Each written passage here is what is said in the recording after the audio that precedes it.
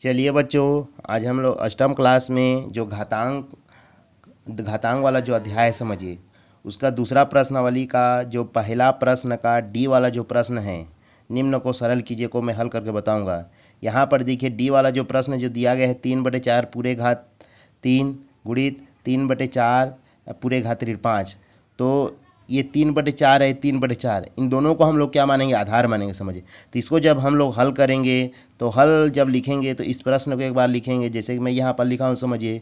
उसके बाद इन दोनों को हम लोग देखते हैं तो इसका जो आधार है 3/4 है, ये भी 3/4 है समझिए, दोनों समान हैं। तो दोनों में से मैं एक को लिया हूँ। यहाँ पर देखिए कोष्टक में मैं क्या लिखा हूँ, 3/4 लिखा हूँ ना, कोष्टक बंद। फिर उसके बाद देखिए अगर मान लीजिए आधार समान रहता है तो घातांक का पहला नियम क्या कहता है, अगर आधार समान है और घात अलग अलग है तो उस स्थिति पर दोनों आपस में क्या हो जाते हैं, जुड़ जाते हैं। तो यहाँ पर उसको मैं क्या किया हूँ, जोड़ दिया हूँ समझिए। तो यहाँ पर 3/4 पूरे घात 3 धन ऋण 5, क्योंकि ये माइनस के रूप में है इसीलिए इसको मैं क्या किया हूँ, कोष्टक में लिखा हूँ समझिए। अगर कोष्टक में नहीं लिखेंगे तो ये प्लस माइनस दोनों क्या हो जाएगा, दोनों मिल जाएगा, इसीलिए इसको मैं कोष्टक में लिखा हूँ समझिए। उसके बाद देखिए इसको मैं जब कोष्टक से बाहर निकालूंगा तो ये माइनस प्लस क्या होगा, माइनस होगा, ये 3 का 3 होगा समझिए। इसको मैं जैसा कहता है ऐसा लिख दिया हूँ समझिए। उसके बाद देखिए यहाँ पर ये छोटा संख्या है, छोटा में हम लोग बड़ा संख्या घटा रहे हैं। छोटा में जब भी हम लोग बड़ा संख्या घटाते हैं तो उसका जो मान आता है ऋण के रूप में आता है समझिए।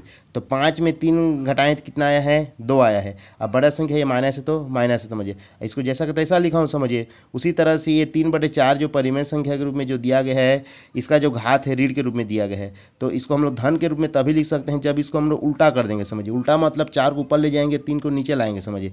तो यहाँ पर मैं वैसे ही किया हूँ नीचे स्टेप में, 4/3 पूरे घात 2। अब ये ऋण था तो क्या हो गया, ये धन हो गया समझिए।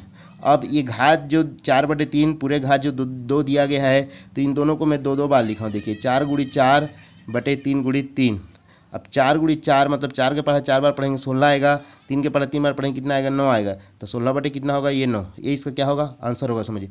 उसी तरह से बगल में एक प्रश्न को हल किया हो बच्चों, उसको देखेंगे ध्यान से, सिद्ध कीजिए वाला। जैसे कि यहाँ पर दिया गया देखिए तीसरा प्रश्न का बी वाला जो प्रश्न जो दिया गया है, ये जैसे कि इसको हम लोग क्या करेंगे, सिद्ध करेंगे इसको। जैसे कि ये प्रश्न के रूप में जैसे कि दिया गया है P/Q पूरे घात m गुणित P/Q पूरे घात m गुणित Q/P पूरे घात m बराबर Q/P पूरे घात ऋण m। मतलब इसको अगर हम लोग हल करेंगे इसको बायां पक्ष मानकर, तो इस दायां पक्ष का मान जितना है समझिए उतना हम लोग को लाना है समझिए। तो इसको मैं जैसे कि इसको बायां पक्ष माना हो तो यहाँ पर हल में लिखा हूँ देखिए, हल करके क्या लिखा हूँ, बायां पक्ष, और इसको जैसा कि तैसा लिख दिया हूँ। उसके बाद इसको हम लोग हल करेंगे तो हम लोग को किस रूप में लाना है, Q/P के रूप में लाना है। तो यहाँ पर देखिए दोनों Q/P के रूप में नहीं है तो इसको मैं क्या किया हूँ, Q/P पूरे घात क्या हो गया, ऋण हो गया, इसको उल्टा कर दिया हूँ समझिए। ये अंश को हर में ले आया हूँ और हर को अंश में ले गया हूँ, इसीलिए इसका घात धनात्मक क्या हो गया है, ऋणात्मक हो गया है। उसी तरह से ये भी हुआ है समझिए, इसको मैं जैसा सकता है ऐसा लिख दिया हूँ। अब देखिए इन तीनों का जो आधार है Q/P है, Q/P है समझिए। तो इन तीनों का आधार सेम है तो इन तीनों में से एक को लेंगे Q/P। और अगर मान लो आधार समान रहता है तो घात अलग अलग रहता है तो क्या क्या हो जाता है, ये आपस में जुड़ जाता है समझिए। तो इन तीनों में से एक को लिया हूँ आधार को Q/P, और इसको ऋण m का m लिखा हूँ, ये जुड़ेगा इसके साथ तो इसको प्लस लिखा हूँ, और ये ऋण m का ऋण m कोष्टक बंद करके लिखा हूँ, और फिर धन करके फिर क्या लिखा हूँ, m लिखा हूँ समझिए। उसी तरह से नीचे वाला स्टेप में इसको जैसे तैसा लिखे हूँ Q/P।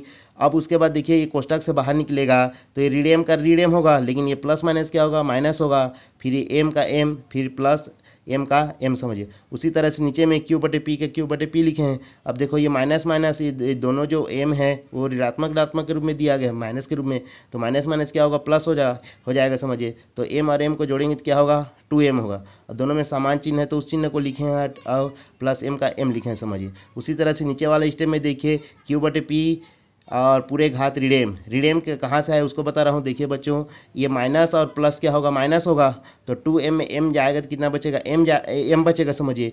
तो ये बड़ा संख्या माइनस है तो क्या हो गया है, माइनस हुआ है समझिए। तो इतना हम लोग को लाना है तो उतना आ गया है समझिए। तो इसको हम लोग नीचे में फिर क्या लिखें, देखिए दायां पक्ष बराबर, इसको जैसा कि तैसा लिख दिए हैं समझिए क्योंकि उतना लाना था समझिए। अतः करके यहाँ पर क्या लिखेंगे, अतः बायां पक्ष बराबर दायां पक्ष। तो इसी तरह से बाकी प्रश्न को बच्चों घर में बनाने का प्रयास करेंगे। और ये वाला प्रश्न तिमाही अर्धवार्षिक में पूछा जाता है बच्चों, इसको घर में बढ़िया से तैयारी करेंगे। धन्यवाद।